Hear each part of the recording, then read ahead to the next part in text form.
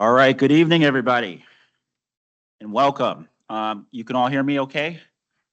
All right, how about our folks on Teams? Can someone give Marissa a heads up just to see if, make sure you guys can hear us as well? We can hear you. All right, good to see you, Andrea. I know that's you online. All right, so we're gonna get this show started. I want to thank you guys for attending today. I'm gonna just kind of share with you what the run of show will look like tonight. And then we'll basically get right into this thing so that we can get you guys out by 8 p.m. tonight. So just to start, I do want to thank you all for coming. I would like to recognize some of our town councilors that are here today. Yes, if you could please silence your phones, that would be great. We have a couple of members of our town council here. I see Don Bell, our vice chairman's here. I know we have State Representative Henry Jenga, who's with us today. Our superintendent, Thomas Anderson. Just walked in, Councilman Travis Simpson, Board of Ed member Vanessa Jenkins, and I apologize for anyone else that I have missed. So once again, thank you guys for coming. I don't see them here, but I do want to thank the rest of our state delegation as well and our federal delegation. That would be Congressman Larson, Jason Rojas, our newly elected state rep, Patrick Biggins, as I said, Henry Jenga, as well as our state senator, Saud Anwar, and obviously Senator Blumenthal, who were all instrumental in getting us a number of funding dollars to support the many projects that we're going to show you guys in a minute. So just want to let you guys know the purpose of today's State of the Town address is to just make the community aware of all the great projects that we have going on in town, new initiatives, and new developments that we have slated for 2025. And I can't wait to show you guys what we got going on. So the way that this is going to go is we're going to start with introductions of our directors, just so that you guys all know who we are and what department these directors are leading. And then we're going to get right into the presentation. Kind of halfway through the presentation, I'm actually going to turn it over to our Board of Ed Superintendent, Thomas Anderson, to present a few slides on the Board of Education, and then he'll send it back to me to finish up the presentation, and then we will open it up to all of you for question and answer. For those who are interested in asking a question, we ask that you come to the podium right here, and you please line up against that sidewall. And then once you're done with your question, you please use the center island to make your way back to your seat. And then we will talk to Marissa to see if there are any questions on Teams. For those who are on Teams, if you could just type your questions into the chat as we go along, Marissa will read them after we take the in-person questions. We will have a hard stop at 8 o'clock. However, if there is a question I do not get to, you will see at the end of this presentation the 5 different ways to get a hold of me as well as the town. I ensure we will make sure that your question gets answered. So, but like I said, I just want to be conscious of everybody's time, the late night, try to get you out of here at 8 o'clock as soon as possible. So just to announce a few house rules, you guys can see the exits that we have here. We have 2 on the side of this room, 1 in the back. If you need to exit the building in the event of an emergency, you can go out these 2 side doors. You can bang it right down this hallway to a stairwell that will bring you all the way downstairs and out to the back of the building. Or you can go out the 2 side doors here in the back, make your way down the stairs, down toward the town clerk's office. You can go out that way, or you can swing it back toward where probate is, which is where you came in, likely because you parked in the back of the parking lot. Also, for anyone who has to use the restrooms, you can come out these double doors, take a right. The women's bathroom is right down this hallway. For men, you can continue to go down the hall to your first right and then first left into the men's bathroom as well. So also just want to reiterate, we want to make this meeting as productive as possible. And so I ask that folks are respectful. I ask that we all conduct ourselves in a very professional and mature manner. We will not tolerate any bad behavior, any profanity, any of that stuff. You will be removed immediately. So let's make this a positive, productive town hall, because like I said, at the end of the goal is that I want to make sure that you are all informed and you're well up to speed on all the great things we have going on in East Hartford. All right, so with that, we will get started. And as I mentioned, we'll start with our introductions. We'll start with you, Marissa, and we'll work our way down this way. All right. Hello, everyone. Good evening. Thank you so much for being here. My name is Marissa Baum, and I am the head of communications for the town of East Hartford. Hi, my name is Sarah Morgan. I'm the library director for the town of East Hartford. Good evening, Lawrence Burnstead, Director of Health and Human Services. Hello, everybody. Alex Trujillo, Director of Public Works. Kevin Munson, Fire Chief. Mac Hawkins, Police Chief. Melissa McCaw, Chief Administrative Officer and Director of Finance. Eileen Buckeye, Development Director. Good evening. I'm Jim Tallberg. I'm the Corporation Counsel. Good evening, Tyrone Harris, HR Director. Kelly Billadu, Town Clerk. He's not here, but we had our HR director, our IT director, Ken Sayers. He's out sick. I believe I saw him in the crowd. We have our Assistant Director of Park and Rec, Sean Dwyer. And I also just want to recognize my staff. I have my project manager, Jessica Carrero, my chief of staff, Kate Chalitze, and my executive secretary, Jesse Martinez. All right, thank you guys so much. So I think we're ready. Let's get right into it. So we're going to start with our economic development projects.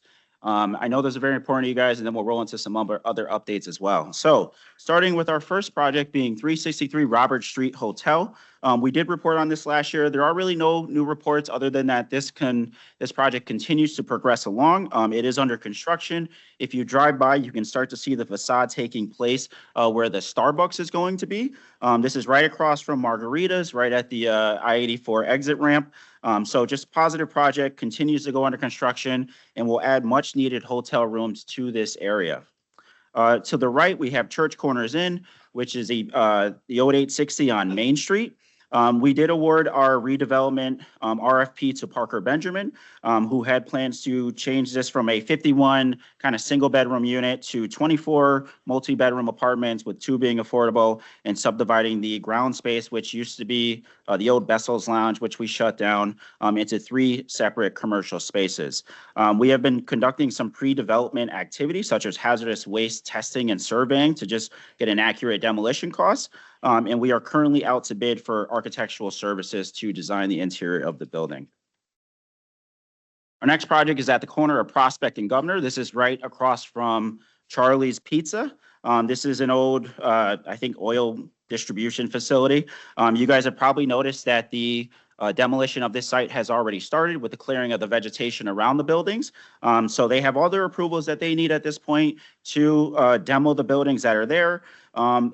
The town, as well as Noble Gas Station, is currently working with the DOT, and that is to reconfigure the intersection that is at the end of that road. As many of you know, that intersection is kind of poorly designed as it is right now. We have heard of concerns of the increased traffic of this development, making getting through that intersection even harder. So it is hot on our radar, and we have actually had a really good working relationship with DOT to look at redesigning and reconfiguring that intersection. As many of you know right now, you cannot continue on to the Harley-Davidson dealership. You have to hop on the highway, and from those coming from the Harley-Davidson ship can't get to Main Street. So really trying to build an intersection that looks like exit 43 going into West Hartford, where you can either go right, left, you can go straight, has a beautiful welcome to West Hartford sign. So we're looking to simply mimic that, which I think would be a great improvement for that intersection. And as you can see, the Noble Gas Station will contain a number of other amenities such as a fast food restaurant, coffee shop, convenience store, and an ice cream shop as well. Next up is the Concourse Park development. This is the old Showcase Cinema site. This site has gone through 3 separate administrations at this point. First started under Mayor Leclerc in 2016 when the town took the building over and took the initiative to demo the old theater. It then took on a new life under Mayor Walsh, and now it is my hope that my administration will be the administration to see this to the finish line. And so this development will include 9 buildings with approximately 400 units of market rate housing. This will be an amenity-rich development with a gym area, simulated golf, party meeting rooms, as well as a dog area.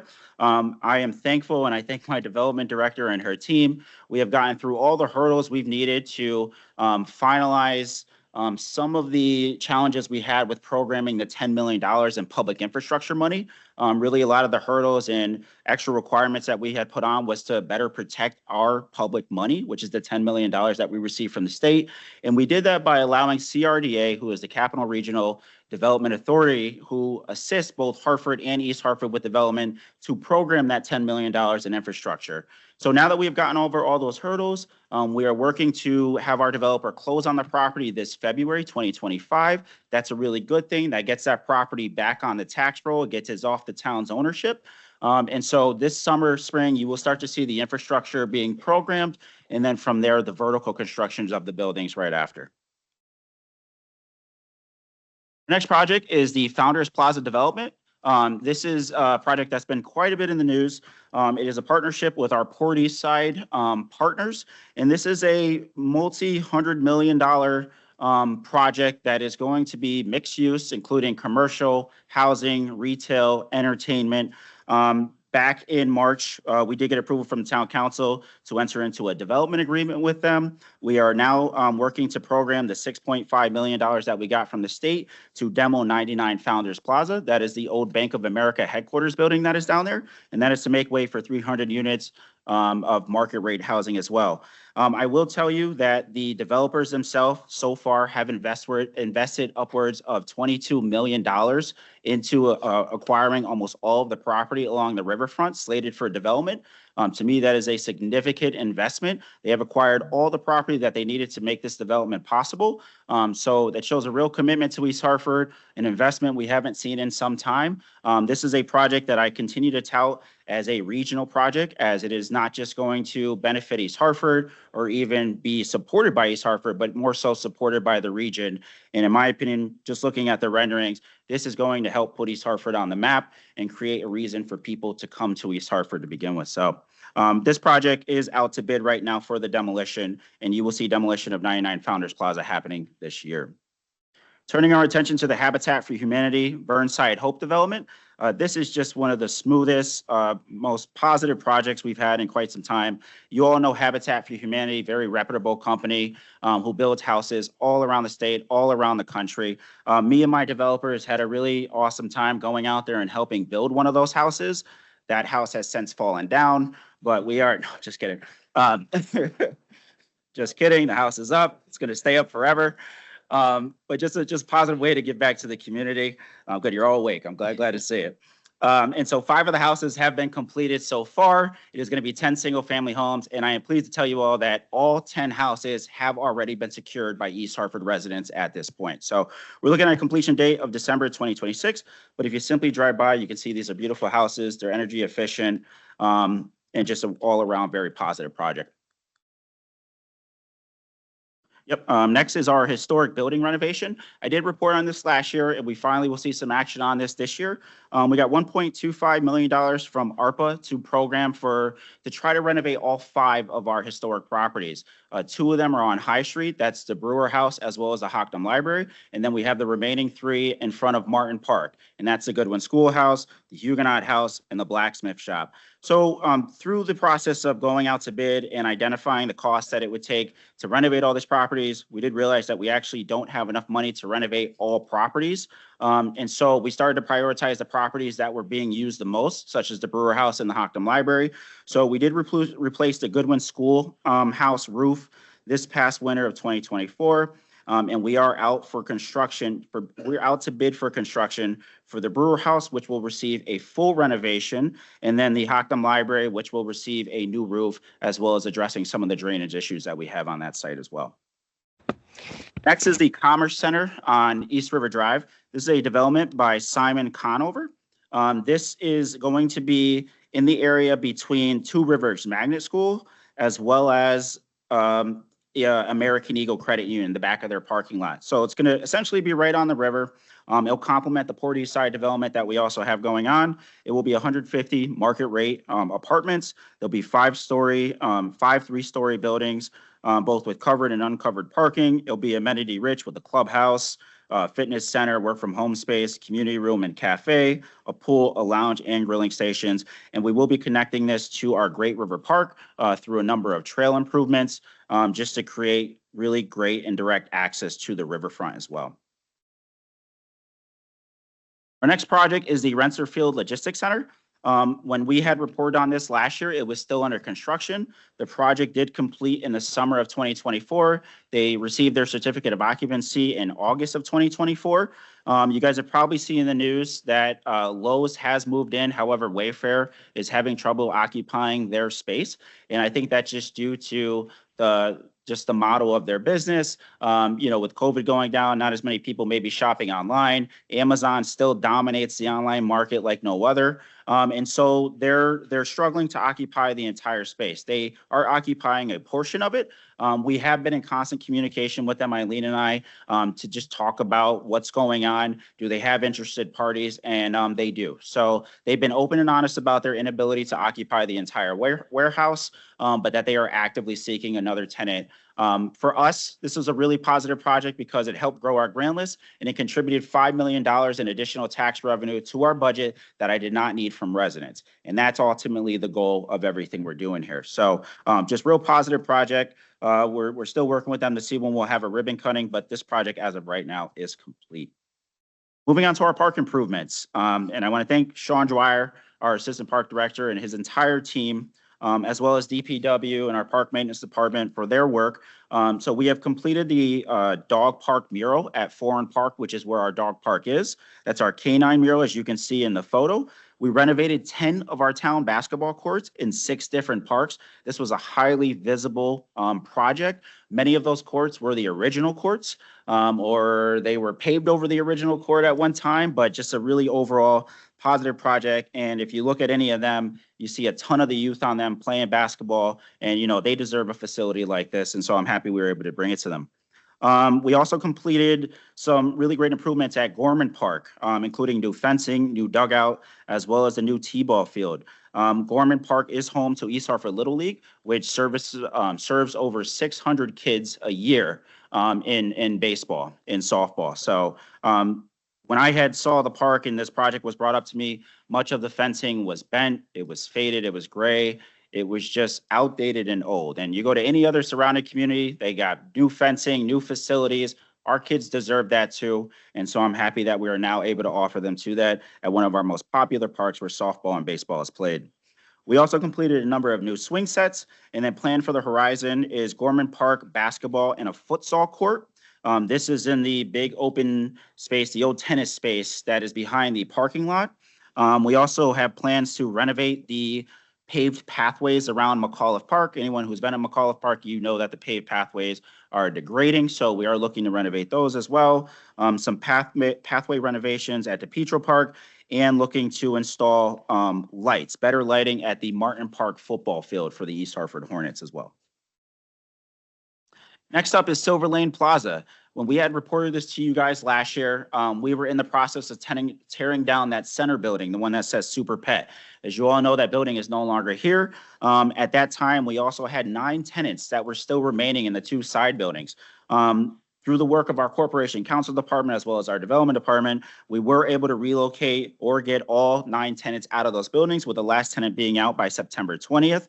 And as you guys have seen with the fencing up, we have started hazardous waste abatement on the 2 side buildings. On the building on the left, the 2-story building, that hazardous waste abatement has concluded, and you will start to see that building coming down any week now. And then on the right, the hazardous waste abatement has started, and that building will be coming down right after. We continue to work with our developer, Grossman Realty Group, who was a sole respondent to our RFP for redevelopment. And as you can see from the photo or the conceptual drawing, we are contemplating restaurant, retail pads, commercial space, all the things that the community has asked for, a reason for you to spend your money here in East Hartford. As you can see from the back of that site, we are also contemplating owner-occupied housing, and whether that's modular housing, single-family housing, townhouses, housing that would support the commercial side of it. To the right would be the town hall renovations. We are all here in town hall. We have successfully renovated this building, and I have received comments from some people of the building looks exactly the same. What did you guys do? What did you spend $21 million on? And so besides the new painting and the new carpet, and obviously some of the aesthetic stuff like lighting, majority of the project was an M&P project. And so that means mechanical, electrical, and plumbing. And so maybe it doesn't look very different, but I can tell you what we do have now. We now have heat in our offices. We have AC in our offices, and there isn't a single desk that has a bucket on their desk with rainwater leaking into their desk. So, for us, it was important to do this. This was a project that was long overdue. It did start under Mayor Leclerc, then went on to Mayor Walsh, and then my administration was able to get it to completion. But there's something about making sure that our workforce and our employees have a proper place to do their job, and they can't do that if they don't have heating and cooling and they have water leaking onto their desks. So overall, very successful project. Next up is our Veterans Memorial Clubhouse. If you guys remember, the town went out to RFP for a public-private partnership that was responded to by Manili's in South Windsor. Manili's is looking to leave South Windsor and operate our Veterans Memorial Clubhouse as a banquet facility full-time. So we're very happy about that. Manili's a very reputable company. We had taken the better part of the year to kind of finalize the scope of construction with them, as well as obtain some final funding to get us to the budget that we needed for construction. And we will be going out to for construction this spring to start the renovation of that building as well. Moving on to the youth sports facility. We had reported on this last time that we were looking to create a one-stop shop where our youth to get everything that they need, all their resources, not just sports. We know that our students and our kids need more than sports. And so whether it's we're able to create a space where they can get counseling, resources, mentoring, meeting space, you name it. Working with our council, we wanted to actually take a second and conduct a needs assessment to see what current programming we offer both on the town and Board of Ed side, and try to identify any gaps that we should be fulfilling, listening to our students on what do they want to see in this town, what sports do they want to interact with, and not even just sports, what other activities, even things like e-gaming or just other non-sport activities that hopefully we could either create in our existing facilities or create through the building of a new facility. And so our next steps with that, now that the needs assessment is completed, and I thank all who actually filled out the survey. We had a little over 1,000 respondents on that survey. That was probably one of the best responses we've got from a town survey in a long time. And I want to thank Park and Recs once again for pushing that out as much as possible. We're going to present the results of that study to the town council probably in March once we're through the budget. And then from there, in that discussion, we'll see what the next steps will be, which will likely be a feasibility study. And that will look at where this thing should be in town. Will the market support it? How big should it be? And also what it should include. So moving along nicely, really just studying the issue and trying to, like I said, see the feasibility of bringing us a facility like this to East Hartford. Our next project is another really wonderful housing project, and that is the McCartan School project. McCartan School, as many of you know, was the old elementary school, and then at one time the South End Senior Center.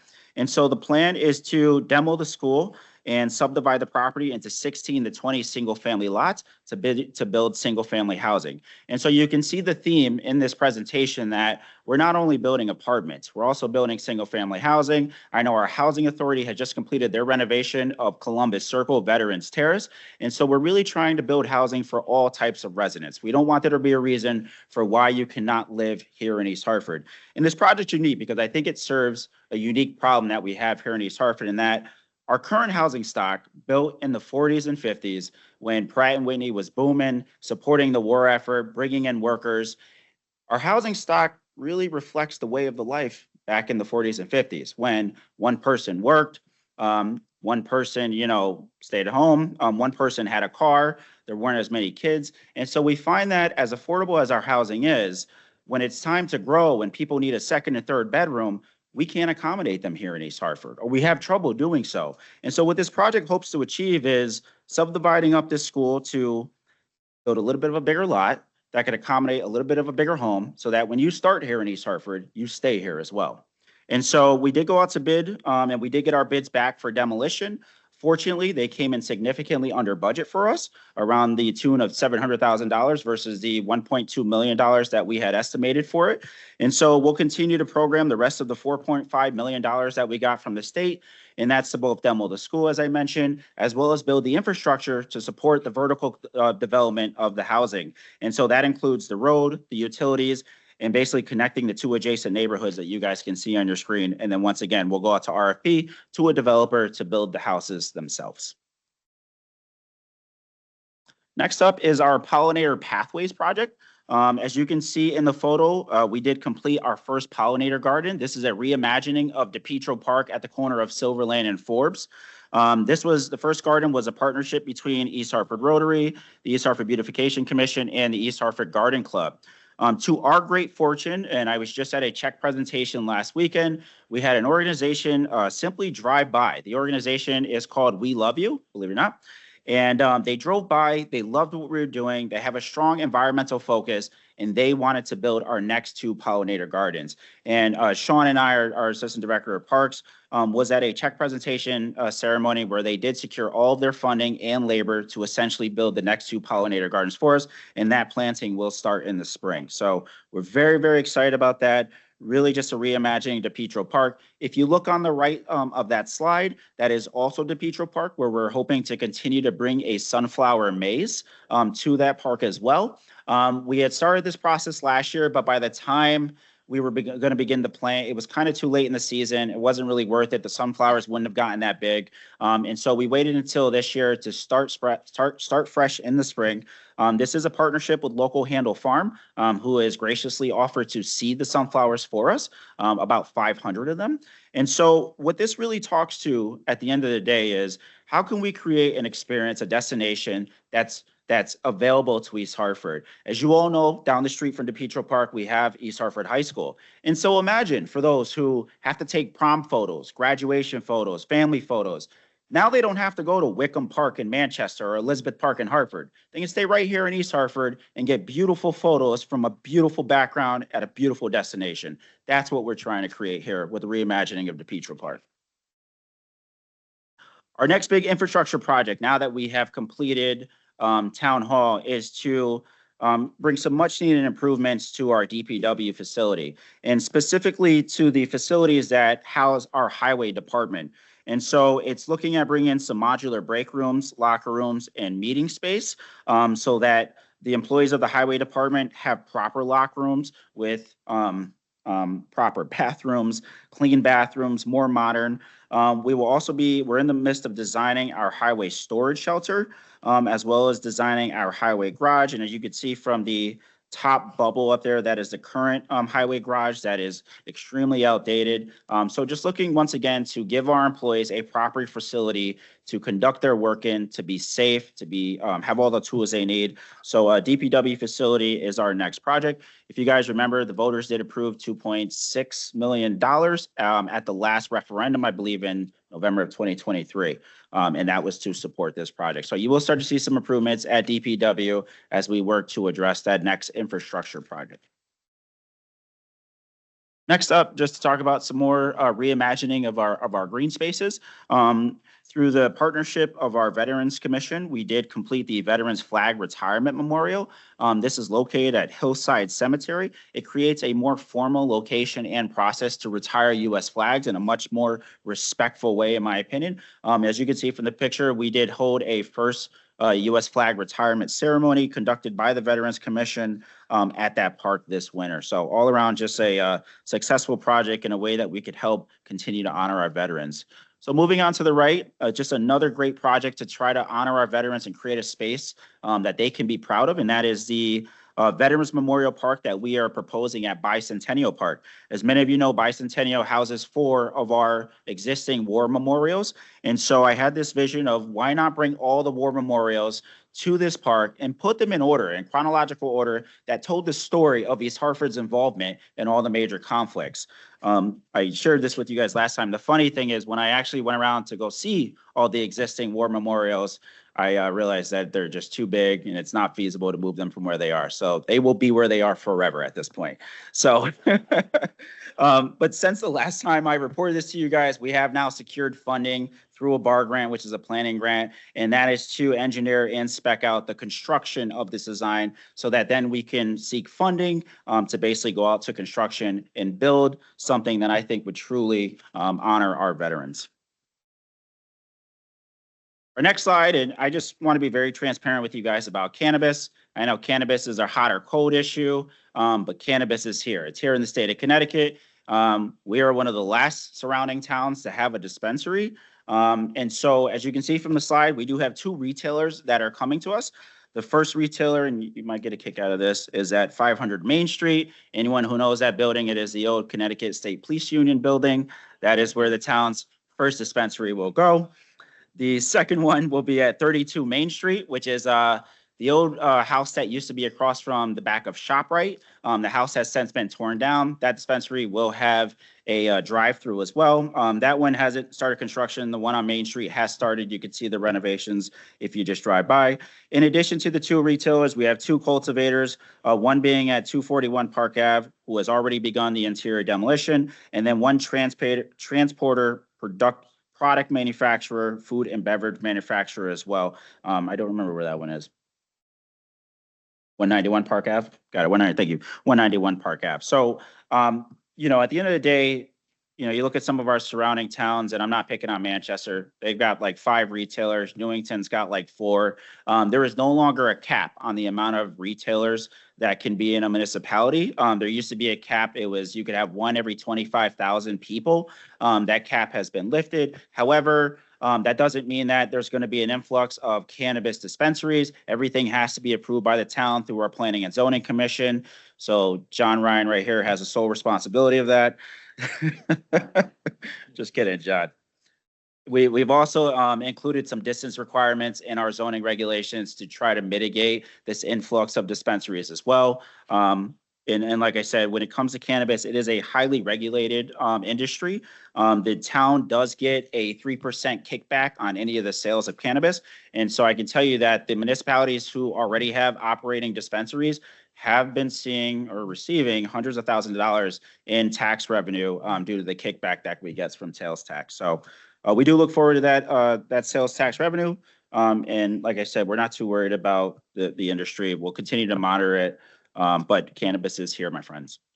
Our next projects are to talk about our Main Street, and then we're going to roll into town services. So if you guys remember, I presented to you last time the Bissell Street vision, which was our version of Pratt Street, like in Hartford. And it would be our own pedestrian-only plaza that East Hartford could program and become known for. Create a destination that we can all be proud of. And so we have received $1.5 million from the Community Investment Fund from the state, and that is to essentially reconfigure the roads behind Bissell Street, and you can see it in this slide next. Bissell Street is highlighted in yellow. That's just a conceptual new building that we're proposing, but there are 2 streets behind it, being Ladd Street as well as Phelps Place, which abuts the parking lot of Key Foods on Main Street. And so our plan is, as this all right now is currently a one-way loop, is to rebuild some of these roads so that they can accommodate 2-way traffic. And we want to do so that when I do shut down Bissell Street permanently, I don't add more commute time to the residents that live behind Bissell. And so our plan this year is to reconfigure the roads, acquire the adjacent property, working with the adjacent property owners. We will probably include the roads in our road improvement plan this year. And then it is my goal to have this road permanently shut down this year. We will make sure there is adequate notification, and that is for the purpose of beginning to program it on a regular basis and bring that sort of entertainment, life, and vibrancy to our Main Street and to the community. Our next slide just kind of shows you an example of what we've already been able to achieve on Bissell Street. We have had 3 programs already. Many of you in the crowd I have actually seen on Bissell Street. It is a very exciting development. As you can see, it just is starting to bring the vision to life. We have contracted with the Rise Up Group, who is the organization who's been responsible for all the large equity murals and just murals in general that you have seen popping up around the state. They've been working with us to both consult on art and culture that we can bring to this area, as well as programming a few events. So we had 2 block parties, and we also had 1 watch party, which was a partnership with UConn Athletics. The weather wasn't so great that day, and by the end of it, it became a wind tunnel, so it got very, very cold. But once again, just showed the potential of the programming that we can have on that road. So a very successful project so far. We've got 2 more events that we've contracted with Rise Up for both spring and summer of 2025. But as I mentioned to you guys, my goal this year is to shut down the road permanently so that I can start to program it on a regular basis. So just overall, very, very exciting project. Next up, just want to remind you guys, no new developments here, but that we continue to work with DOT on the Greater Hartford Mobility Study improvements that they have slated for our Main Street. And what they have slated is exactly what you see in the picture. It's making our Main Street more attractive and more pedestrian friendly. It's adding islands and aesthetically pleasing plantings, bike lanes. If you look at the main street in that picture versus the main street that we have now, there's people actually crossing the street. There's people shopping, dining, enjoying themselves. This is the main street we want. This is the main street we deserve. But in order to do so, we need to slow down the traffic on Main Street. And I'm going to show you guys exactly why. Does anyone know where this is? Yes. Does anyone know when this photo was taken? Photo was taken 2 weeks ago. The East Hartford wall has been hit again. So this is twice within 1 year and about 5 times within the last 5 years. And this is why I continue to make the case on we need to slow down Main Street's traffic. As you guys all know, we don't own Main Street. It's the DOT. And so we have to work very closely with them. And they've been a really great partner, I will say, to implement some complete streets models to really just slow down the traffic and make Main Street more pedestrian oriented. As you guys know, right now it acts as a highway. It's very fast, it's very wide, it's very flat. And like I said, our property continues to get damaged because of bad driving behavior. And just looking at some of the statistics, we've had 49 accidents at this intersection. This is the intersection of Connecticut Boulevard and Main Street since 2020. And we have spent more than $89,000 in repairing this wall. Most of the time, we're able to recoup that money from the person's insurance, and sometimes we don't recoup all of it. But at the end of the day, town is spending a considerable amount of money addressing this intersection, addressing this wall. The police are spending an enormous amount of resources trying to mitigate or accidents in this intersection. And this is why, once again, I continue to propose roundabouts. And I know roundabouts are a hot or cold issue, and I continue to make the argument that you cannot run through a roundabout like you can a signalized intersection or a 4-way stop sign. You just cannot. And if you do, you're going to ruin your car. But you're not going to hit our wall anymore, I'll tell you that. And so if you look at the design on the bottom, that is actually a complete streets design of our Main Street that we proposed to DOT. It is a little drastic as it contemplates 3 roundabouts and drops Main Street completely down to 1 lane on each side from bridge to bridge, or call it from Connecticut Boulevard to Burnside Ave. And this is what I continue to be the true heart of our downtown, is that section between those 2 intersections, major intersections. And so you look at this design and it picks up green space, bike lanes, parking, bus lanes. It slows down traffic. It allows you to cross the street a lot safer. It's the Main Street that we deserve. It's the Main Street that we see in other communities that we go to shop at. We should have that same kind of Main Street here. And like I said, it's not even just for the trying to get the nice grass areas and all that. It's just to slow down traffic, curb bad driving behavior, and basically make Main Street more pedestrian friendly so that everything we do on the side in terms of economic development can be successful. All right, we're almost there, guys. Our next one is town services. And this is very important. I wanted to talk about town services because I've been very vocal, especially when I was campaigning, that it is very likely I won't be able to lower taxes in my first or second term. And so in lieu of being able to lower your taxes, we have to show you the value in what you already pay for. And I can tell you right now, and my chief of staff would appreciate this, people don't call me saying, hey, when are you going to develop Silver Lane? Hey, what are you doing with Church Corners Inn? They say, hey, why did the town miss my trash? Hey, why haven't you filled that pothole? When are they coming to get my leaves? This person's blown through the stop sign every single day. You know, they're running over the lights. It's the stuff that you have to experience every single day that matters to you more than anything else. And as we talk about rebranding the town of East Hartford, right, and we're going to get to that, it comes with the work, right? You can't just slap a shiny logo and some new colors on a town and say, we're better, right? We're great now. We fixed all of our problems. That's not how it works. And I'm fully aware of that. I'm not naive to that. We have to live up to the work. And if I can't address the things that are affecting your quality of life every day, then this rebrand means absolutely nothing. And so through some of this work is how we're going to make sure that we live up to this brand that we're eventually going to talk about in a minute. So just want to remind you guys, when we have moved back to Town Hall, we had kept a few departments at CCC, the Cultural Community Center located at 50 Chapman Place. And what we did was keep departments there that could create a true family center, a one-stop shop for families to get all the resources they need under one roof. And so the departments that are now at CCC include social services, crisis intervention, WIC, park and recreation, youth services, the East Hartford Public Schools Family Welcome and Registration Center, their Family and Community Partnership Office, as well as the English Learners and Bilingual Services. And new to the building is the State of Connecticut's Children's Regional Court. So once again, just try to create the convenience of accessing our services and a one-stop shop for family to get all the needs they need under one roof. And so our next slide, and this is probably one of the most important slides as I talk about showing you value and the taxes you already pay for. And it's about quality of life, right? And so we are really trying to be strong and address quality of life issues in town. And whether that's traffic, bad driving, smoke shops, blight, absentee landlords, as well as creating a facility like a warming center to house our most vulnerable residents and keep them out of the code. And so as it relates to traffic calming measures, I've always told my residents, it's not feasible for me to put a cop at every single intersection. For those who call me about someone running their stop sign, I always tell them, sure, we'll send an officer there, we'll have them wait for a little bit, but we have 1,200 stop signs in the town of East Hartford and only 8 cops on shift at a time. It's not feasible for me to have a cop at every single intersection. And so I think we have to start looking at, as I mentioned, the traffic calming measures, whether it's roundabouts, whether it's the restriping of roads to slow down traffic, or technology such as red light, speed light, and stop sign cameras. As you guys know, many municipalities in Connecticut have started to explore those. I mean, 2 of the latest, I believe Middletown and another municipality are pretty close to implementing them. And like I said, this is not to create a surveillance state or a big brother type of environment here in East Hartford. It's to start forcing driver behavior to change. It's drivers who don't care about our safety, who don't care about their own safety.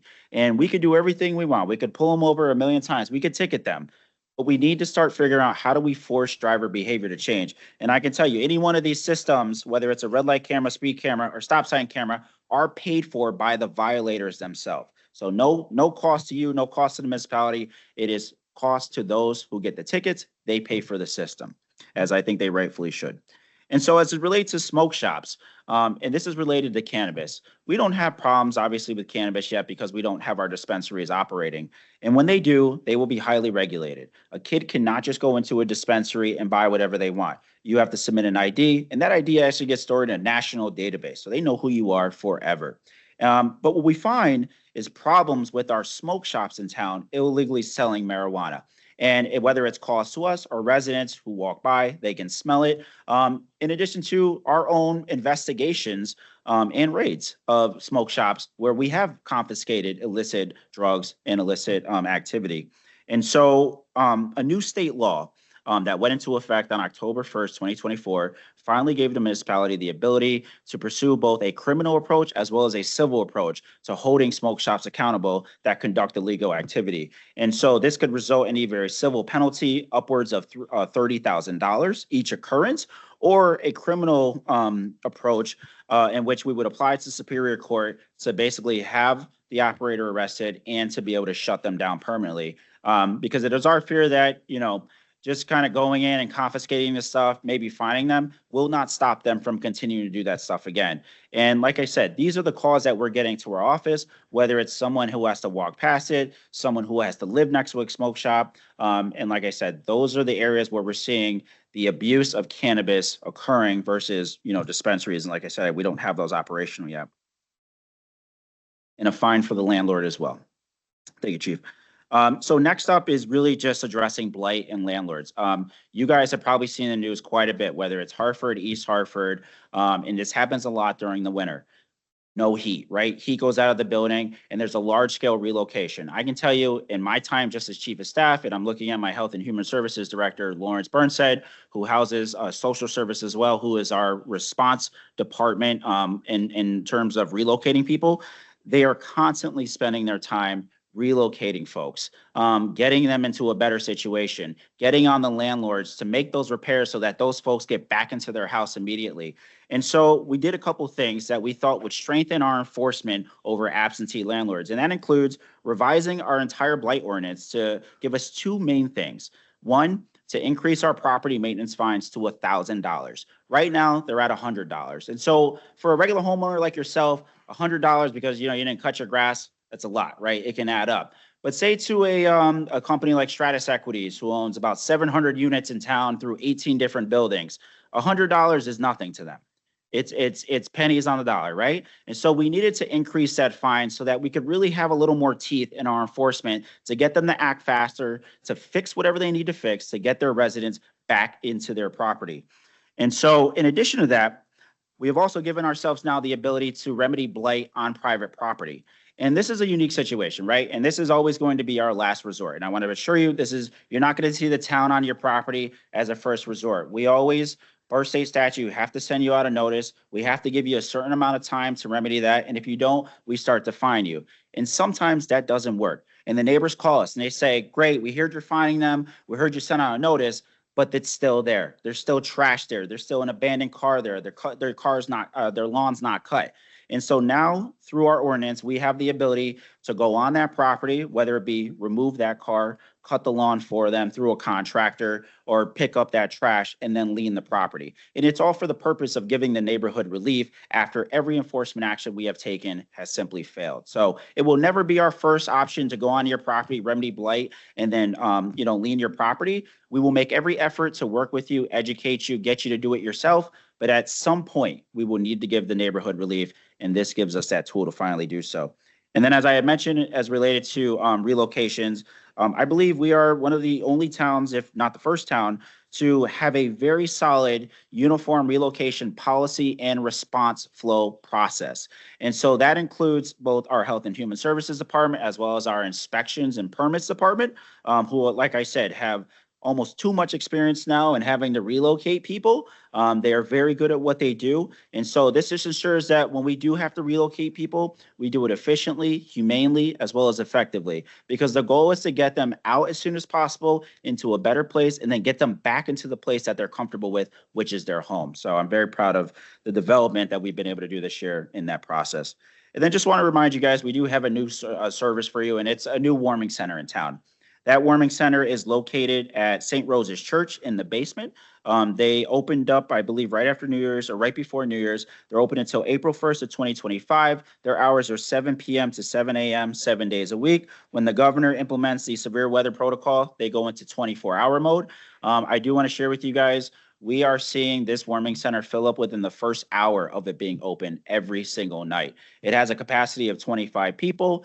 So we see that we are greatly meeting a need, but there's still a great need out there that we're not meeting. And so I don't know if people are getting turned away. I don't believe so. I think we work with 211 to try to get them to another shelter, but ours that we literally just opened is filling up in the first hour every single night. So imagine how many people are out there who are cold, who are homeless, who needed this facility more than ever. And I'm happy that we were finally able to bring something like this to East Hartford.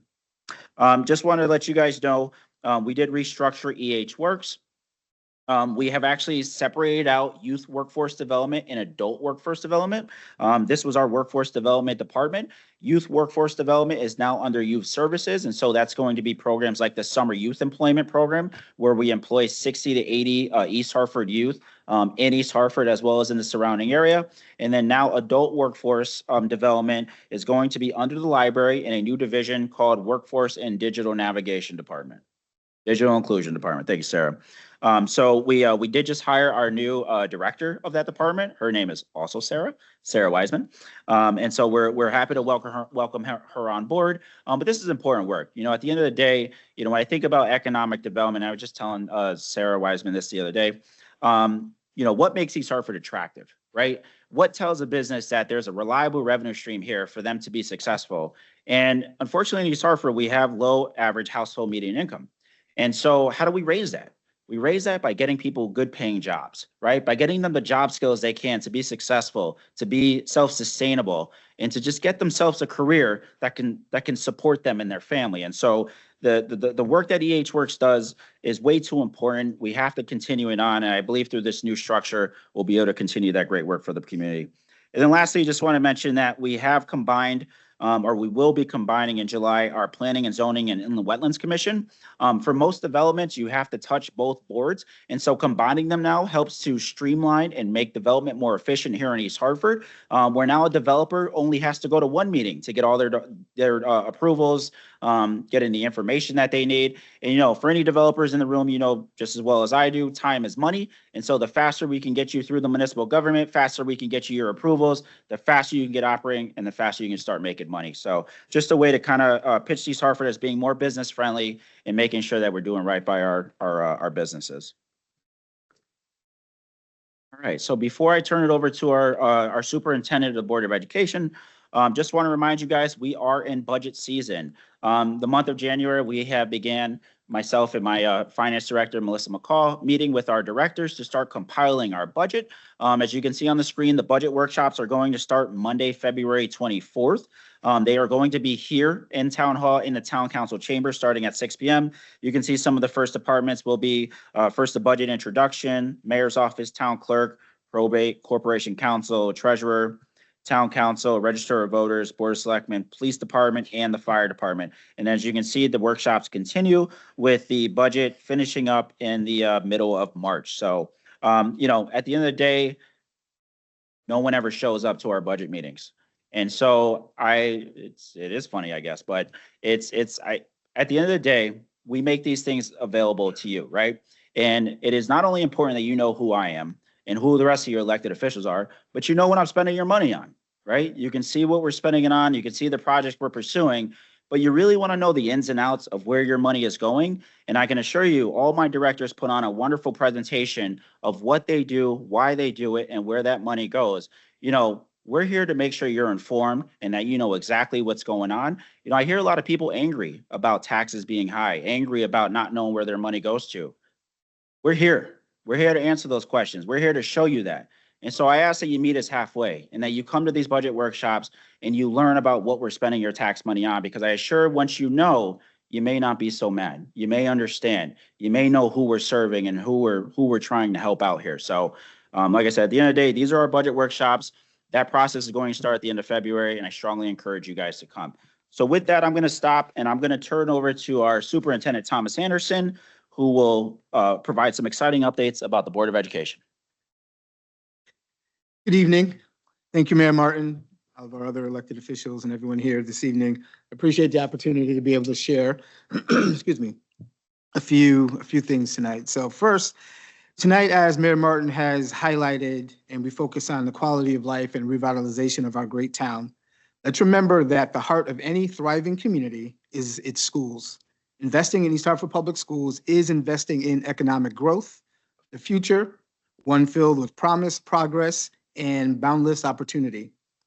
This year, our students are not just learning, they're excelling from being state champions on the track, on the mats, to graduates attending the most competitive colleges like Harvard, from rising attendance to expanding career and technical programs.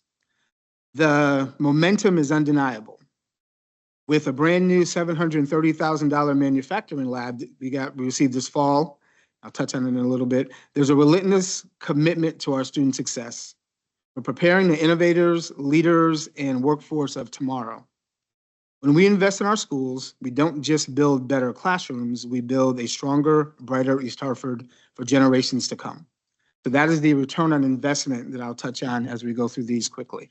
So the first one, we're looking at who we are as a school system, and just reminding some individuals that schools have changed over the last 30 to 40 years. Our complexion of schools have changed in many different ways, not skin complexion, but just complexion and all the work and things that are being done as we go. As you look at the next one, we see the programming that we have from our IB programming. We're thinking about how we're preparing our students to think critically and analytically. So that way, the curriculum itself is what's the strongest. When we compare ourselves to other districts, wherever, it is the curriculum. It's not a test that they're taking that's that measure. So Synergy Manufacturing Lab, I mentioned, through the support of Senators Murphy and Blumenthal, we received a $730,000 grant last fall, the previous fall, because we worked it out this year to have students in there, and they have the opportunities to participate in several internships. They're working with RTX in a lot of ways. They're part of the Academy of Engineering for the National Academy Foundation, and there's some other things that we can touch on in there, but just to quickly highlight that. So as we're looking at, again, the courses and the opportunities that students have, you can compare the courses that we have preparing students for real world, real life to any of the other high schools in the area. So I think it's important for us to know this is what they have in their backing to be able to prepare for the future. Athletics, we think about the competition being globally centered, the skills that students are able to learn going through everything, and just looking at the opportunities that are there from that one side. Everyone loves sports. If they didn't, we wouldn't spend so much money on it and it wouldn't be on TV all the time.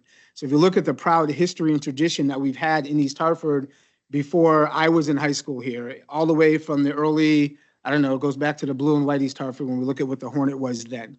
So just having it where we get a clear understanding of those opportunities that already exist for our students that are there.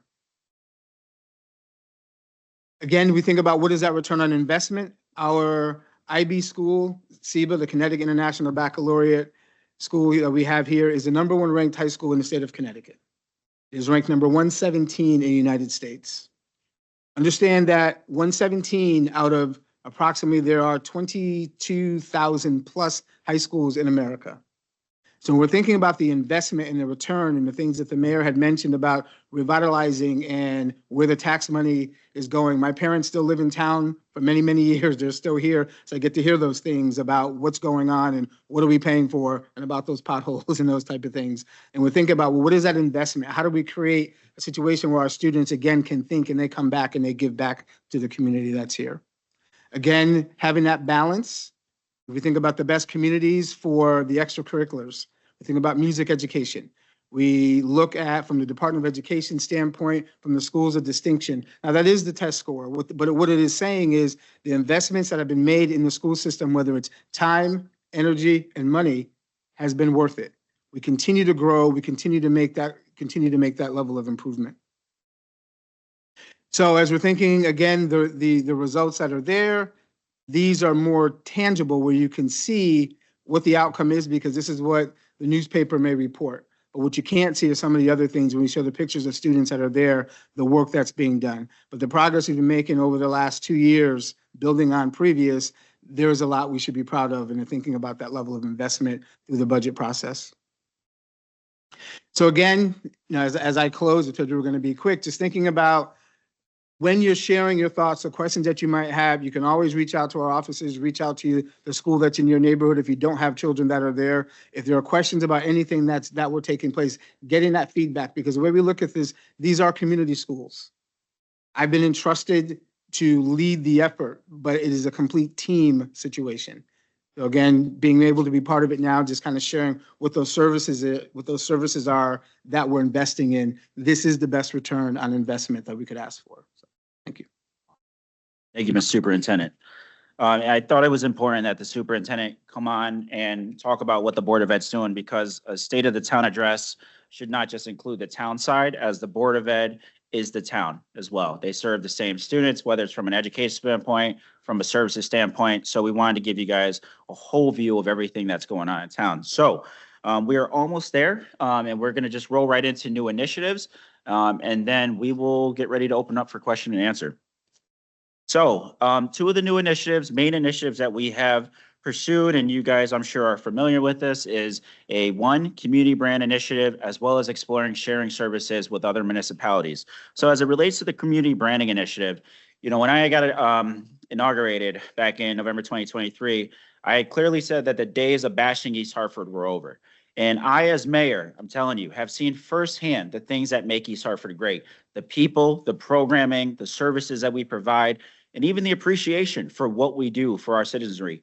So for me, I had found that there was so much negativity, both within the community and from those not even from our community, that was making so much traction, it began to define us.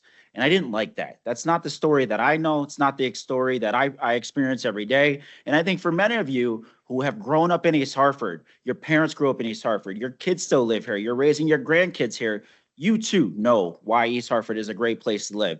And so what I felt like, we weren't telling that story as well as we should have been. We were letting the negative narrative define who we are, and that's not who we are. And so with everything that we have going on, all this momentum and energy, I thought, why not solidify that in a new image, right? A new image that told the real story of East Hartford, not just the bad, but the good and the bad. And as I mentioned to you guys, this is not just a way to disregard the bad and act like it doesn't exist. We've got work to do. This town ain't perfect. We've got years of work to do. and we have to live up to this brand. So we contracted with a consultant, and we chose to go with someone from Florida. And I know we got some pushback about that, and I stand by who we chose. And we chose someone who could come into this community completely unbiased about what East Hartford has to offer and craft a brand that would be based on the feedback of all of you. We don't want someone coming in here thinking they know East Hartford, they know what we should be. They should be taking that information from those who live here and call East Hartford home. And that's why we went with someone who wasn't local. And so, as you guys know, we conducted a number of public meetings, stakeholder meetings, focus groups. At this point, we are kind of, I think, going into the creative side of it. Marissa, any quick updates you can offer on the community brand? Marissa's leading our community rebrand, by the way. Yeah, absolutely. This is very exciting. We actually still have one more month of our internal community survey. It's available online as well as in paper. It's available in English and Spanish. If you have not already taken the survey, I encourage and request you to do so. You can find all of the information about our community branding initiative, including surveys that you can take home with you and fill out, or the QR code to do it online on the table out front. And just with that, I hope you guys saw the information that's out front. Please grab some before you go, especially the annual report, the community branding survey, and any other information that might be of interest to you. But thank you, Marissa. So yeah, we're continuing on this brand. This is not Mayor Martin's brand. It's not Marissa's brand. It's a community brand. And I want to thank all of you so far that I have actually seen at these meetings, offering your insight, the good, the bad, and the ugly about East Hartford. Like I said, we want our consultant to get a full picture of what we offer. And, you know, for me, consistent with what I think we've been showing you guys tonight is East Hartford is a high value town, right? High services that you're not going to get in some of the surrounding towns. And so I think our story, and I don't know where it's going to come out as, is that what we offer in terms of value of services is our niche. That's what makes East Hartford a special place to live. It's that one-stop shop, everything you can get within the borders of East Hartford. That is where I think our story is going to go. But I'm going to let the feedback of what you guys share with the consultant really show where that brand is going to go and what it's going to come at the end of the day. So fast forwarding to our next new initiative being shared services. And so, you know, I don't know why Connecticut, as small as it is, has 169 towns. It was before me and before many of us, I'm sure. Connecticut actually used to have county government and didn't work, I believe, because of corruption. That's what I heard. And that's what I heard from folks way back when. So, you know, we're one of the only states that doesn't have county government, that has 169 towns doing all their own thing. And I don't understand it. And I always use this statistic, and I don't want fire to go, you know, just don't worry about it. Every time I say this, I get in trouble. There's 169 towns in the state of Connecticut, and there's 364 fire departments in the state of Connecticut. There's got to be a better way. That's a lot of fire departments for not a lot of towns, and that just shows kind of the inefficiencies in how we administer public service. And so, for me, I thought it was time to move from talking about how we could work together and actually start working together. And we're doing this same thing with our Board of Ed on looking at how can we too share services to cut down costs on our budget and provide a more efficient service for our residents. And so we began to start with Hartford, right? Sharing a border with us, but I've been talking to Manchester, Glastonbury, and South Windsor as well about how we can share services. And to a degree, especially from a public safety standpoint, as well as a DPW standpoint, we already share services, whether it's equipment, information, mutual aid. We've already shown that it can work. And you predominantly see shared services working in smaller municipalities of a population of 30,000 and under, whether they're sharing building inspectors, where they're sharing communication staff. We have seen where it can work. And so for us, as we explore sharing services with Hartford, I just want you to understand it falls into three different categories. So it's sharing positions, right? In terms of where we're both having trouble filling the same vacancies. How can we hire a person to satisfy both our vacancies? And instead of paying the full cost for that employee, we're sharing the cost for that employee. It's looking at shared functions like programming, shared events, shared administrative tasks, such as purchasing of goods together so that we get a better price in bulk together, resulting in a cost savings. And then as it relates to DPW and public safety, looking at shared infrastructure, and whether it's a regional truck wash facility that we could all use to increase the longevity of our trucks that, you know, experience salt, whether it's our fire trucks, police vehicles, DPW, possibly a shared firing range, or even a shared fire training facility. It's all things, in my opinion, that make sense because sharing services means sharing the costs. And the cost savings is from not having to pay full price while still being able to satisfy our needs. And that's exactly what this is. This is not solving one municipality's problems over the other. It's solving both of our problems and coming at it through the approach of how can we both win and provide more efficient government and more cost savings to our departments. To our citizens. So I do want to thank Melissa McCall, who has been leading the East Hartford side of the Shared Services Task Force with Hartford. And so far, I can tell you it's going very, very well.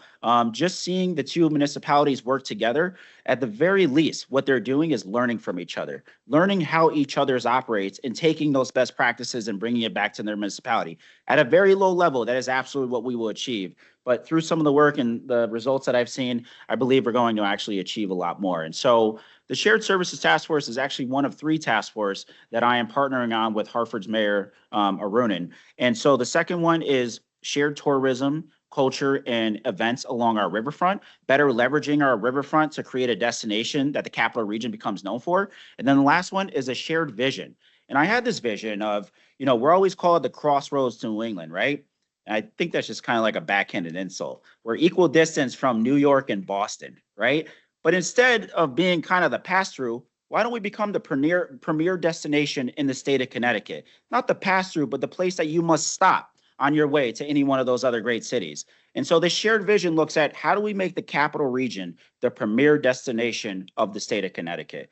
And so that's the other task force that we're working on as well. But as I mentioned, shared service is the one that's really taken off and the one that we've started with today. So our last 2 slides before we open up to question and answer is just to remind you guys on the best ways to get to me. And like I said, if we're not able to get to all the questions today, any one of these ways you can get to me. So I'm going to continue on with Ask the Mayor every other Wednesday, where residents can send me questions beforehand and I'll answer them live through a recording.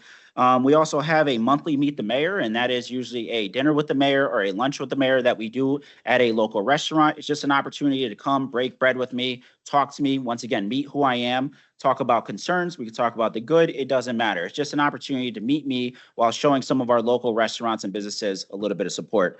I'm at the Senior Center once a month, whether it's coffee with the mayor, breakfast with the mayor, or I'm giving a presentation on our projects like we are here. I also have a monthly business visit where me and my development director and some of our other staff go out to just learn about another business, show them some support, make sure they meet me, hear from them what concerns they may have. And then newly is our Mayor's Minute, which is a bi-weekly update that I'll be providing you after all of our town council meetings. Just like our budget meetings, no one comes to our town council meetings except for Gary Roy right here, who I do want to give credit to. He's the only one that comes every single first and third Tuesday. But I get it. Listen, we got kids, we have lives, we have things we need to do. So I thought, why don't we just bring the meetings to you? And so you'll see on the first and third Wednesday of every month, after the first and third Tuesday of every month, which is when the town council meeting is, I'll be reporting to you what the town council meeting is about and what was approved and just any information. Once again, just trying to bring government to you in the most convenient way possible. And so next, just lastly, want to remind you guys on ways that you can connect with the town in general. And so we have our EH alerts, which can offer either emergent or not emergent direct communication to you regarding life or safety, town hall closures, trash delays, upcoming programs, and more. Some of you, I imagine, are already subscribed, so you may already be familiar with getting these results. And so are these updates, and it can go straight to your phone, email, or you can download the app. And if you have any trouble with that, call our office. We'll walk you through it. Next, we have the My East Hartford app, or the My East Hartford platform. And that is really a work order report platform. It's a web-based, app-based tool that links residents with town service requests. And so if you have a pothole, don't worry about calling us. Put it into the app. It'll go right to the right person, and they'll get right out. They don't call me then, all right? Then I'll get them out there. But Alex is always on, our DPW director. But this is just the fastest way for you to report issues at any time, 24/7. You have to wait for town to open back up. As soon as it gets in, it gets diverted to the correct department, which gets diverted to the correct staff member who is responsible for addressing that. So we will be pushing out some education and public communication about My East Hartford. We want to make sure people are using it because it's an effective tool to address quality of life issues out there. The Pulse of East Hartford is our monthly newsletter. So if you're not signed up, I encourage you to get signed up. This newsletter gets emailed to you at the first of the month, right to your email. And it is a just large compilation of town events, town news, information on meetings, health and human services, library, fire stats, you name it. Just really wonderful newsletter just to keep you in the loop on what's going on in town. And then lastly, as you guys know, we have a number of Facebook pages, as well as Instagram, as well as my page as mayor. So please follow us. We send out a ton of information through social media. As you guys know, the way the world is these days, everybody's looking for their news and information on social media. So we've got to move with the times. And so we do push out a lot of stuff on social media and strongly encourage you guys to follow us just to stay in tune and up to date on what's going on in your government. All right. We are there. I appreciate everyone's patience through that presentation. And at this time, it's about 7:11, so we've got some time before 8. I'd love to open it up to question and answer. And as I mentioned, if you guys want to come up, you'll speak at this podium and just please line up against that wall. And then once you ask your question, come right down. Holly, just come up right here if you can, okay? Just so everybody can hear you, use the mic. All right, while people are coming up to the front, I'm actually going to have Sean Dwyer come to the podium because the first couple questions that we received in the chat were directly related to parks. So one of the questions we received is, on the trail improvements, are we able to make sure they are power wheelchair accessible? That's a great question. I can ask, we have a committee that meets. So for any of our new trails that we do, we can bring it up in our meeting. If it's for any of the trails that are down at the riverfront, that might be the riverfront recaptured question, because I think they might be administrating the grant. Thank you. And the next question that also pertains to parks is, what about the pond at Gorman Park? Will that area be cleared from overgrowth? I would love to see that area get some attention as well. We just found a photo from 1976. I was telling Mr. Gentile about on the way in, where the kids were skating out there. There's no future plans to do that, but it's definitely kind of on our radar. Actually, the pictures that we found also included the old pavilion that was down there in the concert. So right now, currently, I would say there's not a plan on it, but it's always something that we can consider in the future as we continue to improve the parks. Thank you, Sean. All right, we are going to get back to questions in the chat here. Just a second, we'll allow some of the folks in person to go ahead and ask their questions. Mayor, did you already clarify that each person who has a question or a comment will have a 60-second, give or take, timer to share their time, and then we'll make sure that we include as many people as possible with that.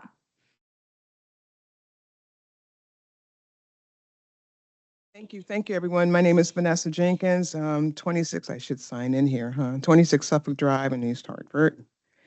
And actually someone stole my thunder regarding the parks. I wanted to make sure that, and not just for the parks too, I happen to be the chair of the Disabilities Commission, and I want to make sure that when we are redoing the parks, when we are doing anything, including the Bissell Street, that we take a look at making sure that we have fully accessible, fully accessible parks for everyone. We have quite a few parents who have children who are physically unable. So it would be great to see them participate in our parks and whatever we offer for them. So that would be great. I have a question about Bissell Street. You mentioned, Mayor, about acquiring the adjacent property. What property is that, and how close is the town to acquiring that? And will there be an issue if we cannot acquire that? Marissa, can you go back to the Bissell Street slide that showed the site plan? Yeah, so the property we're talking about, I just want to wait for it to get up for you. Yep, right there. So as you can see on Ladd Street and Phelps Place, right? So let's look at Ladd Street, which is north of Bissell Street. Actually, I'm sorry, it's actually east of Bissell Street. Right now is a 1-lane road, and that it's actually only 1 car width wide. And so is Phelps Place. And so the goal is to acquire the landowner's property, who we're working very closely with. He owns the movie theater. He owns the entire back parking lot. We would basically be trying to acquire another car width lane from his property to make that a road that could accommodate two-way traffic. And then on the Phelps Place side, I'd be working with Key Foods to acquire a row of their parking spaces. As you guys see, they don't use all of their parking lot right now. They do need a lot of it for deliveries of their tractor trailers, but we'd be looking to acquire that the row of parking spaces to once again double up that road to make it accommodating for two-way traffic. How close are you to? So we actually just met with our town department as well as town engineers just to try to put a plan in order for the year. We also met with our police chief, who's our LTA. So I've actually been in contact with both property owners to talk about this. We started this conversation with them last year, so they were aware that this would be a first step. And so we first have to get both pieces of property appraised. For me to acquire any property in town, I actually don't acquire it myself. It is the authority of the town council. However, in our ordinance, I have to have properties appraised so that we're paying the market value for it. So we're going to simply get them appraised, present that to the adjacent property owners, see if we can agree on a price, and then refer it to council's real estate and acquisition subcommittee. And so that will take a little bit of time. And then after we do acquire that property, we will then include it in our road improvement plan that we do every year where we pave our roads. There's all that engineering work that has to happen there. And then once those roads are built, we will shut down Bissell permanently. Summer? I'm hoping. We'll see how fast Alex can get those roads paved. All right, I'm going to jump in real quick with just a couple more comments from the chat. This person says roundabouts are awesome. So we'd love to hear that. We don't hear that very often, but music to our ears, I think. And then another person says amazing riverfront property by the river is a great start to rebranding East Hartford along with Silver Lane. Thank you. Thank you for those comments. Hey, Holly. My name's Holly Reed and I live on Michael Avenue. My question is for East River Drive and the Connecticut River boat launch and all the plans for all the housing that are in the works to be built. I don't know when they'll be built at different times, I presume like 2025, 2030, 2035, et cetera. They aren't going to all just here. But my question is it possible to put a museum somewhat similar to what Essex has about in honor of the Connecticut River? The Connecticut River Museum, I Googled it, they already own the name. But we could have ours be something like in honor of the Connecticut River. It could be different. And in that museum, if any of you have been to Washington, D.C., you might have gone to the Spy, is that me? You might have gone to the Spy Museum or maybe the Post Office Museum. It would be along those lines and it would be less expensive. In other words, maybe free if we can get someone if we can get a grant, or maybe $5 or $10 admission, keep it low so more people could afford it. And in that museum, you would walk through, there would be a part where it would explain about different parts of the Connecticut River under the river. And, different things about what fish are in there, different facts. And then it would also have a story, like a little movie. You could sit down and watch a movie. They have this in the Post Office Museum in Washington, D.C., where you could sit down and watch about the time when, in the flood of 1958, I believe it was, the entire Colts factory was almost demolished because the river flooded. And what happened was all the trucks, the only reason they were able to save it is because the trucks came down with sand and all of the people made sandbags and they were able to stay 4 inches above I think it's called the crest line or something. And it was very dramatic. It was very scary. We almost lost our entire city of Hartford and a lot of East Hartford. It's fact. And if somebody, those people now, 1958, they might be around still, but they're probably pushing 90 or 100 years old. It would be nice to interview a couple of them, make a movie about it, and have it so that our children and grandchildren and citizens of East Hartford and other people in Connecticut can realize that this was something we all did. It took place right here, practically on the other side of the river and this side. And the only reason they were able to be successful and prevent the flood is because they violated the law that says you have to put the dump truck back down before you can drive it. They drove off to Bradley Airport to get more sand with the dump truck going down as they were driving. It was illegal, but they were desperate. And it's a really, I think it's a really important part of our history, and I would like to see it somehow. And I know that this is a long shot because building a museum isn't on your plan at all, but you're building so many houses, maybe you can save a place. The museum could be a little bit bigger than this room with maybe an expansion. I don't know. I just can't say what will happen. Listen, I think anything's possible. I think, right, if we can't do a museum, then maybe there's another way, whether it's through a library, the Commission on Culture and Fine Arts, to acknowledge the history of our river and, yeah, the floods that we had that ended up resulting in the levee system that we have now that's kind of cut us off from the river. But I think there's a rich history to be told there, as you mentioned, Holly. And, right, like I said, without a museum, I think there's still a way that we can tell that history to the East Hartford community and celebrate it for what it is. Museum would be cool. I agree. Thank you. All right, we've got another question from the chat. Half comment, half question. The business development is encouraging news. What is the projected revenue increase to the town from these business projects? And is the town currently collecting $5 million in revenue from the 2 new warehouses? I'll start with the latter. Yes, fiscal year 25, the current fiscal year, it was around $4.5 million. In fact, that $4.5 million came in within the past 2 weeks. That was a part of our adopted budget as recommended by the mayor and adopted by our town council. Mayor went through a number of projects that are at various stages of development.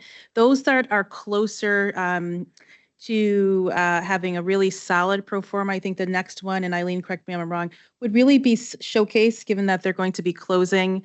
I'll let Eileen speak to the timeline, but when the 300 units are constructed, you're looking at somewhere in the neighborhood of $700,000 to $750,000 of annual revenues. So as we could proceed through our budget meetings, again, come on out so we can educate you a little bit further. We will be updating our projections on the various development projects and the timeline and when we'd expect to see those revenues come in.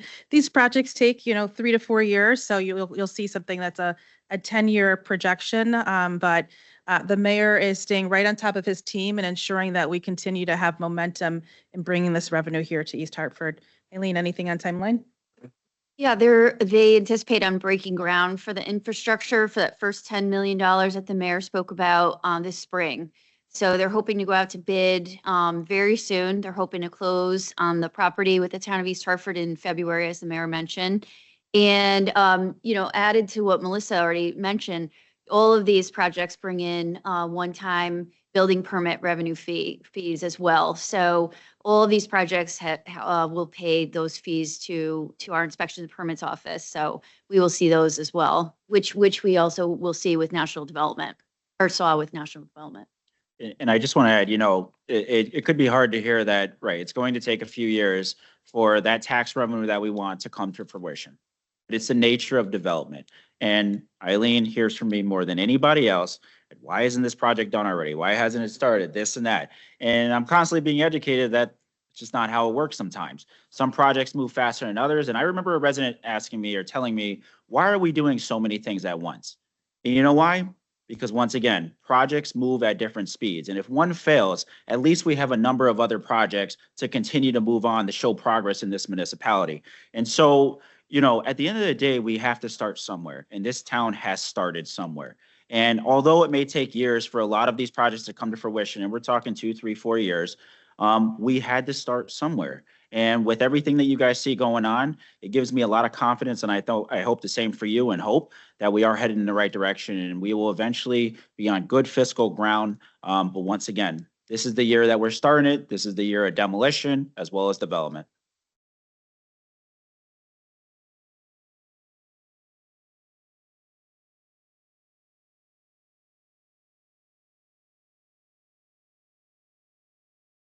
Good evening, Mayor, everyone. My name is Shelley San Martin. I am a local immigration attorney. And Mayor, as you know, East Hartford is a home of many hardworking immigrant families. My family still lives here. I work here. Given the recent ICE raids in Burnside over the weekend, which I'm sure you either heard or are aware of, what steps is the town taking to support the affected families to ensure due process and protect community trust? Yeah, so the ICE was actually here, not just the one time on Burnside. They're actually here probably 3 days in a row, Saturday, Sunday, Monday. However, they were highly observed on Burnside, which is when a lot of residents started to see it and started to spew a lot of fear and panic in the community. And I had a number of residents also reach out to me, send me photos, send me pictures. So at the end of the day, the town follows the Trust Act. And we're very keenly aware of what we can and cannot do. And so one thing we cannot do is we cannot stop the federal government from, especially if they have a warrant, obtaining the person they are looking for. However, due to the Trust Act, they cannot ask the municipalities, police department to assist them in any way. And so the only thing that I can do is, that is constitutionally legal, is make sure you're aware of your constitutional rights. And that is exactly what we did over the weekend on the town social media pages. It ended up going nationwide, and it was taken both positively and negatively. Some, I'm just gonna be very open about it, accused us of obstructing justice, of tipping people off, blah, blah, blah, the regular stuff that you hear. What we did is we simply acknowledged what had occurred in our community, which we were the last people to acknowledge it because it was already on social media. And then we just simply made people aware of their constitutional rights. So we didn't tell them avoid ICE. We didn't say you got to run away from them, this and that. We said when ICE comes, these are your rights. And we want to give you that information so that then you can make the best decision for your family. So at this time, the most we can do is continue to make sure that you know your rights. We cannot stop them. We cannot assist them. But like I said, we feel that as long as you're informed, you can then make the best decision for your family. Thank you.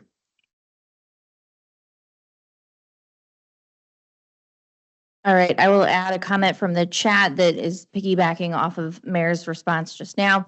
I applaud you for ensuring that the people in East Hartford know their rights. Knowing our rights is patriotic. Thank you. Okay, Travis Simpson, 119 Naubach Ave in East Hartford.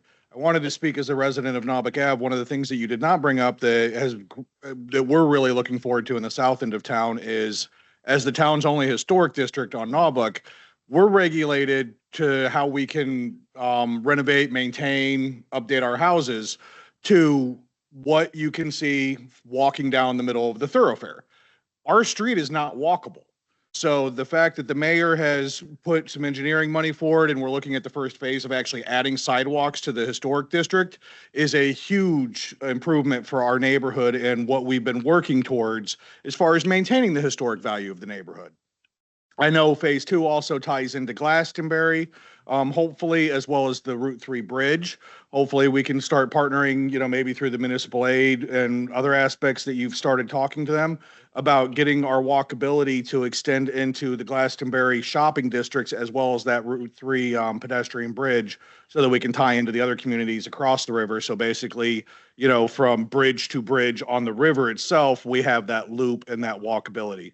So I just wanted to thank you for that on the, south end side as far as, a major benefit to my own neighborhood. And then you'd also mentioned the historic buildings, Hockenham Library being stabilized. We're really looking forward to that building on the next phase as we start to look at how that can benefit the community, whether it's an expansion of services from the senior center or, just public meeting space is desperately needed in that end of town. So I wanted to thank you for that aspect of things as well for the South End residents. Yeah, no problem. Thank you, Councilman. And sorry, I forgot that project. We've got so much going on. So, and just on your point, we have started to talk to Glastonbury's town manager about partnering on a connectivity grant, which would allow us to obtain some funding to essentially bridge the gap between their sidewalks as well as ours going down Naubach, as the councilman mentioned, to connect us right into Glastonbury. So thank you for that comment, sir. Do you have any other questions? Anything else on Teams? All right, if not, I just want to finish up by once again thanking the members of our town council who are here today. I work hand in hand with them. I do not do this alone. They approve everything we want to do. They have bought into our vision, so I'm greatly appreciative of their partnership. I also just want to recognize Majority Leader Jason Rojas, who is here with us, who is very much instrumental in getting us a ton of funding to support these great projects, housing, commercial. I also want to thank my directors who work hand in hand with me to provide you guys services and to try to move East Hartford forward. I want to thank our employees. I know some are probably still here. They might be watching. And then also, I just want to thank you guys. And thank you for believing in this vision, buying into it, being a part of it, volunteering. You know, at the end of the day, I don't do this work alone. It will take the collective effort of the entire community to move East Hartford forward. And I would say that's exactly what we've been doing. So 2025 is going to be another great year for East Hartford. So stay tuned for more updates. And everybody have a wonderful night. Thank you very much for coming. Thank you.